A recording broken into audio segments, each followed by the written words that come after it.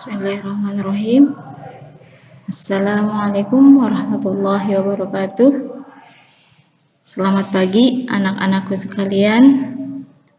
Semoga di hari Jumat ini kita semua ada dalam keadaan sehat walafiat. Amin ya robbal alamin. Untuk hari ini mata pelajaran pendidikan agama dan budi pekerti untuk kelas 12, terutama kelas 12 TKRO 1, TKRO 2, dan TPSN.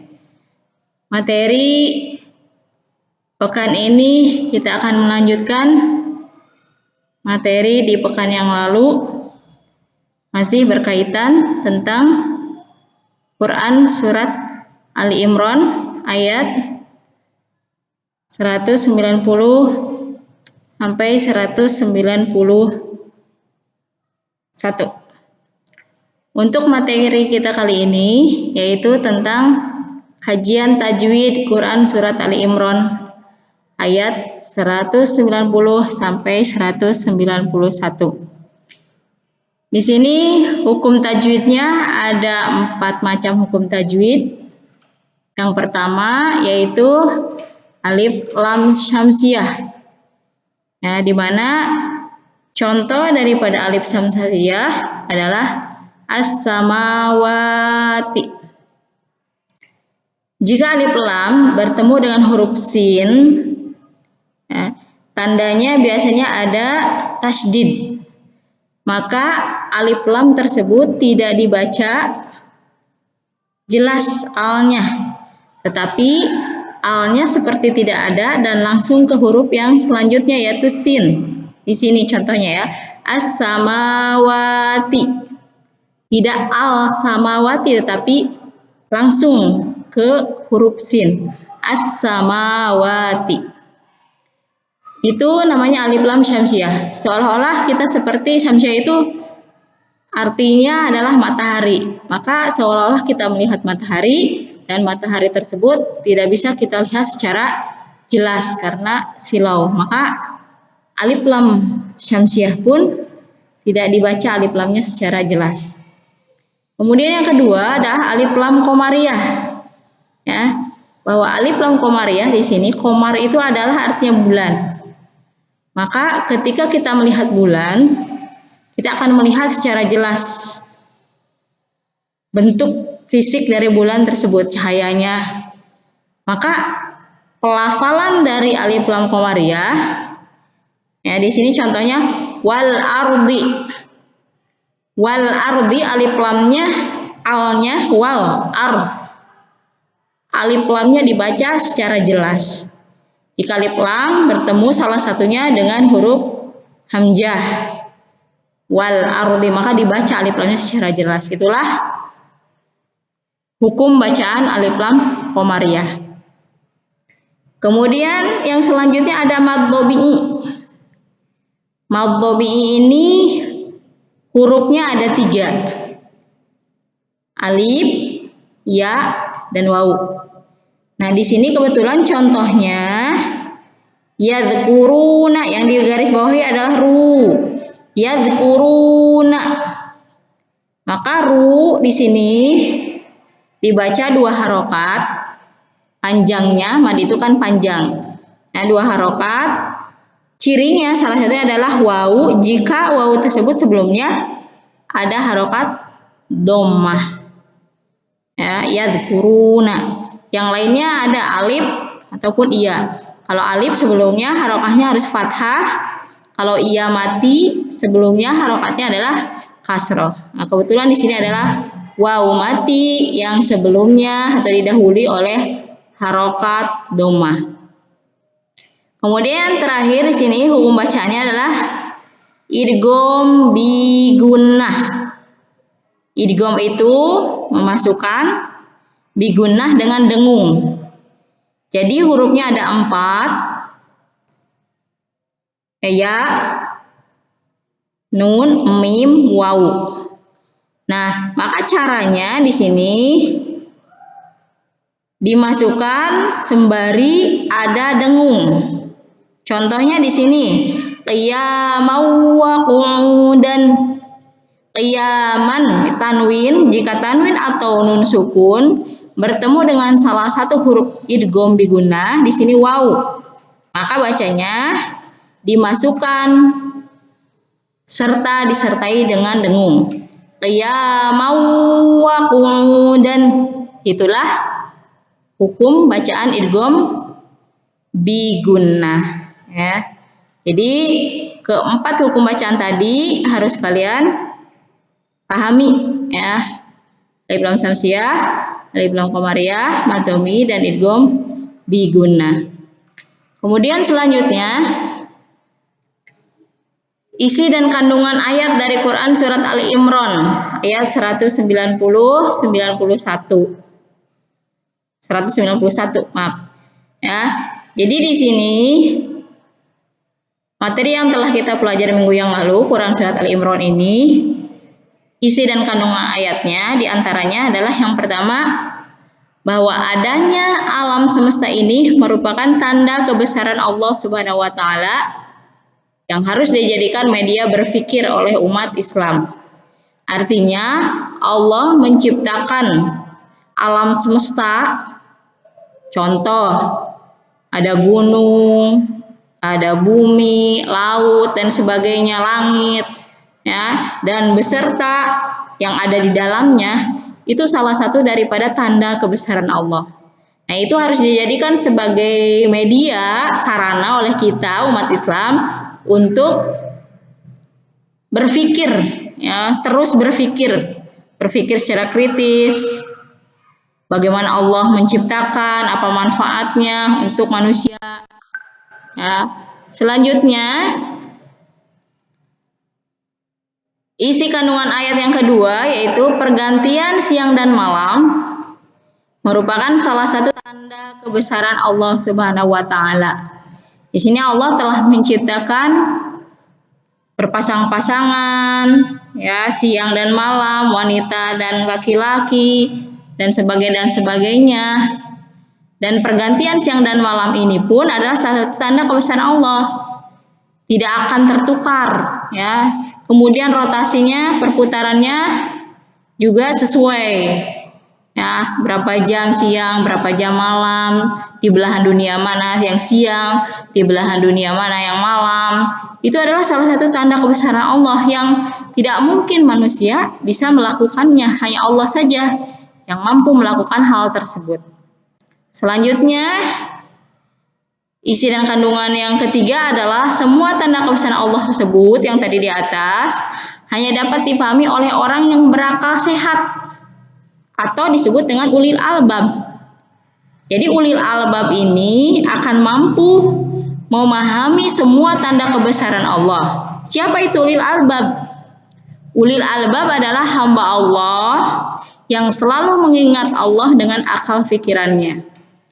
Jadi ulil albab ini manusia, hamba Allah, terutama manusia, karena manusia mempunyai akal pikiran, manusia mempunyai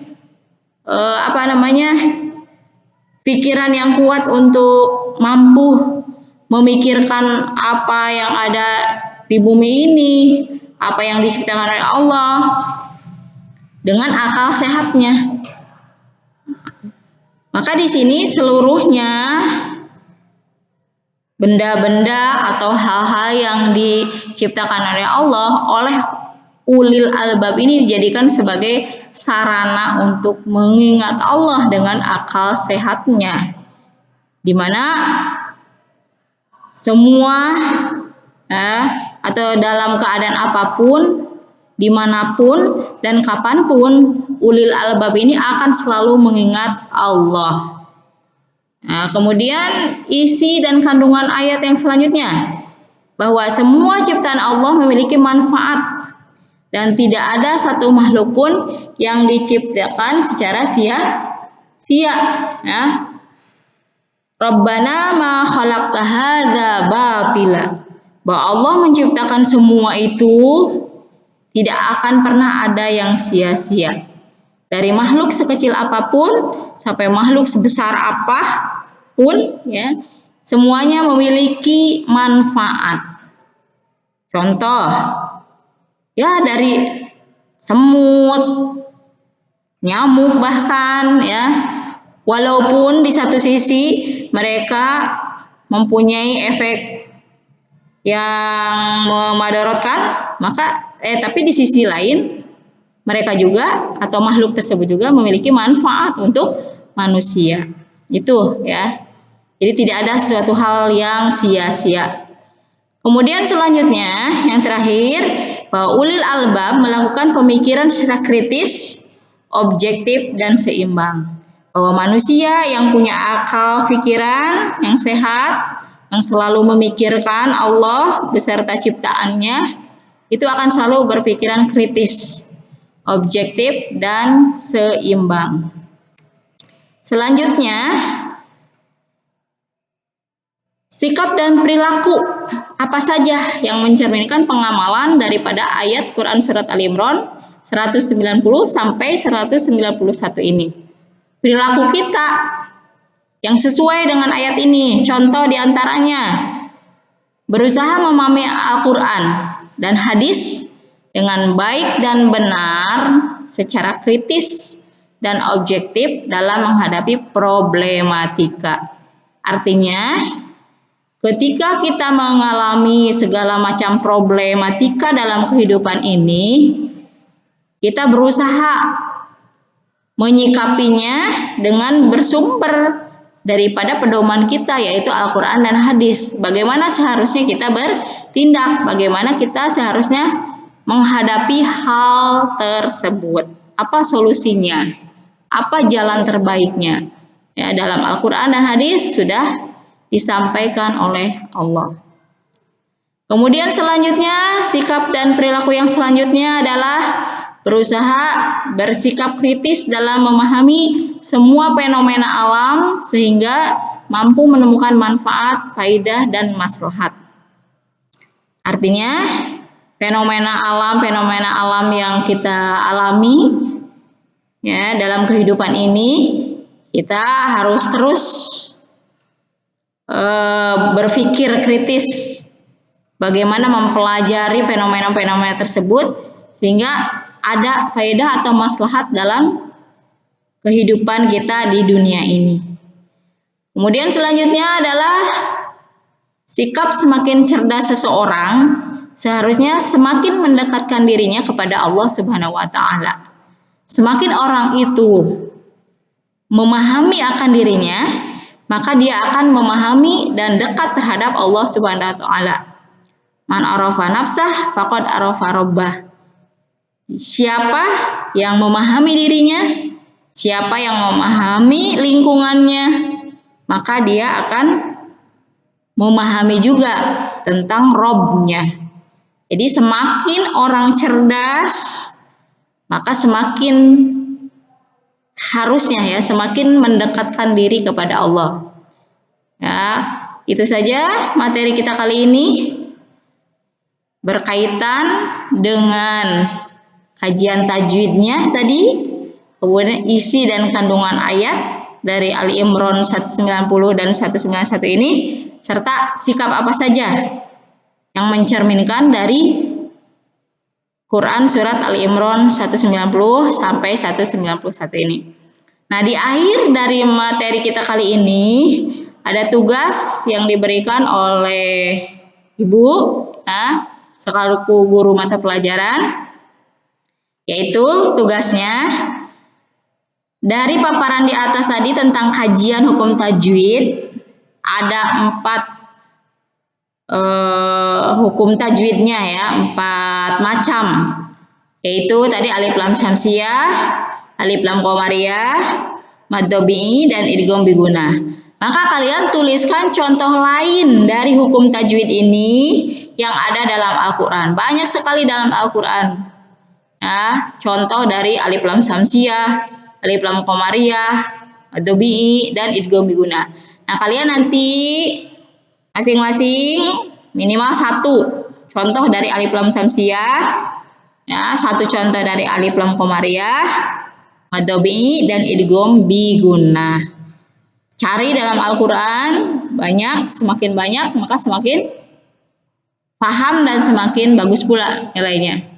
Ya, tetapi minimal kalian mampu membedakan antara hukum bacaan tadi antara yang satu dengan yang lainnya. Minimal cari contoh satu saja dari Al-Quran. Tulis di kertas lembar atau di buku, kemudian nanti kalian boleh mengirimkan via WA atau boleh juga kolom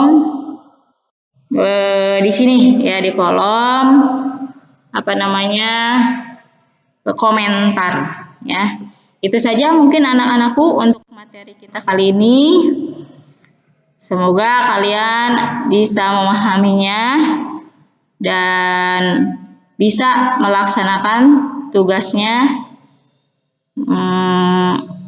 untuk memberikan contoh yang ada di layar ini. Demikian materi kita kali ini. Hadza wallahu yar'ana wa yahfazna walhamdulillahirabbil alamin. Wassalamualaikum warahmatullahi wabarakatuh.